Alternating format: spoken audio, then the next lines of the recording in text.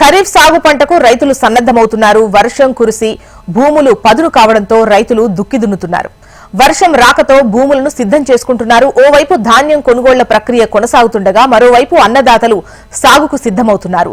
రైతులు తమకున్న భూముల్లో పిచ్చి మొక్కలు, ముళ్ల చెట్ల లాంటివి తొలగించి చదును చేసుకుంటూ పేడ, ఎరువులు చల్లుకోవడం లాంటి పనుల్లో నిమగ్నమయ్యారు. ప్రతి సంవత్సరం మృగశిర కార్తె అంటే జూన్లో మొదటి రోజున సాగుకు శ్రీకారం చుట్టి విత్తనాలు వేసుకోవడం ఇక్కడి రైతుల సాంప్రదాయం. అయితే విత్తన హోతలకు సమయం సమీపిస్తుండటంతో రైతులు పొలంబాట పట్టారు. గత ఖరీఫ్లో గంపెడు వాసలతో పంట సాగు చేసుకున్న రైతులు పంట దిగుబడులు రాకపోవడంతో భారీ నష్టాన్ని చూశారు. పంటలకు సరైన గిట్టుబాటు ధరలు లేకపోవడంతో రైతులు ప్రతిసారి నష్టాలే మూటగట్టుకుంటున్నారు. రైతులకు పెట్టుబడులు పెరిగిపోవడంతో ప్రైవేటు దళారులను ఆశ్రయిస్తూ అప్పులు తీసుకుంటున్నారు. వ్యవసాయ సేద్యం అప్పులతో గుదిబండగా మారుతున్నా మళ్లీ కొత్త ఆశలతో సాగుకు శ్రీకారం చుట్టేందుకు సిద్ధమవుతోంది ఆదిలాబాద్ రైతాంగం.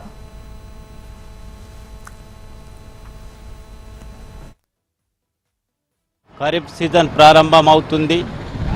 రైతులకు అన్ని విధాల ఎరువులు, క్రిమి సంహారక మందులు, ముఖ్యంగా పత్తి విత్తనములు మరియు సోయాబీన్ విత్తనములు రైతులకు అందుబాటులో ఉంచాలా.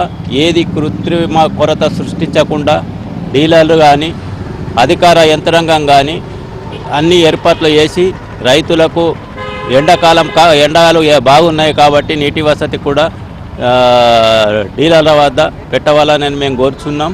మరియు డీలర్లు ఎటువంటి అక్రమంగా డూప్లికేట్ సీడ్ అమ్మినా కానీ వారిపై పీడీ యాక్ట్ చట్టం ఉపయోగించి వారిపై కేసు పెట్టి వెంటనే అరెస్ట్ చేసి చర్యలు తీసుకోవాలా. అటువంటిది ఏం జరగకుండా రైతులు. అయితే తొలకరి పలకరింపు కంటే ముందే అన్నదాతల అగచాట్లు మొదలయ్యాయి. ఆదిలాబాద్ జిల్లాలో ప్రస్తుత ఖరీఫ్ పంటకు అవసరమయ్యే విత్తనాలు, ఎరువులను అందుబాటులో ఉంచడంలో వ్యవసాయ శాఖ అధికారులు పూర్తిగా విఫలమవుతున్నారు అనే ఆరోపణలు వెల్లువెత్తుతున్నాయి. ఖరీఫ్లో సుమారు 4 లక్షల హెక్టార్లలో 10 లక్షల ఎకరాలకు పైగా ప్రధాన వాణిజ్య పంటగా పత్తి పంట సాగు కానుంది. ఈ మేరకు వ్యవసాయ శాఖ అధికారులు ప్రణాళికలు సిద్ధం చేశారు. ఇందుకోసం 20 లక్షల పత్తి విత్తనాల ప్యాకెట్లు అందుబాటులో ఉంచారు. అయితే కొన్ని కంపెనీల పత్తి విత్తనాలకు అధిక గిరాకీ ఉండటంతో వాటి డిమాండ్ బాగా పెరిగింది. కొంతమంది వ్యాపారులు వీటిని బ్లాక్ మార్కెట్ కు తరలిస్తూ కృత్రిమ కొరత సృష్టించడంతో ఎంఆర్పీ ధరల కంటే ఎక్కువ ధరలకు అమ్మకాలు చేస్తున్నారు. పత్తి విత్తనాలు నల్ల బజారుకు తరలుతుండటంతో రైతుల్లో ఆందోళన వ్యక్తమవుతోంది. రైతుల డిమాండ్ కు అనుగుణంగా విత్తనాలు అందుబాటులో ఉంచాలని, విత్తనాలు బ్లాక్ మార్కెట్ కు వెళ్లకుండా చర్యలు చేపట్టాలని, నకిలీ విత్తనాలను అరికట్టాలని ఆదిలాబాద్ రైతులు విజ్ఞప్తి చేస్తున్నారు.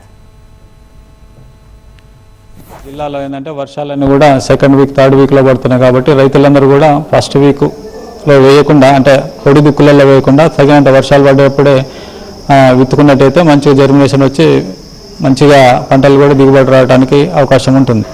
ఇప్పటికే అంటే గత రెండు రోజుల కిందటనే మేము విత్తన కంపెనీ ప్రతినిధులు, డీలర్లు మరియు వ్యవసాయ డిపార్ట్మెంట్ అందరితో కూడా, సిబ్బందితో కూడా కలెక్టర్ గారు ఆధ్వర్యం రివ్యూ మీటింగ్ జరిగింది. కూడా మనం ఎక్కడ కూడా ఒక డీలర్స్ కూడా మహారాష్ట్ర రైతులు కూడా ఒక పాకెట్ కూడా అమ్మకూడదని కూడా ఆదేశాలు ఇవ్వడం జరిగింది.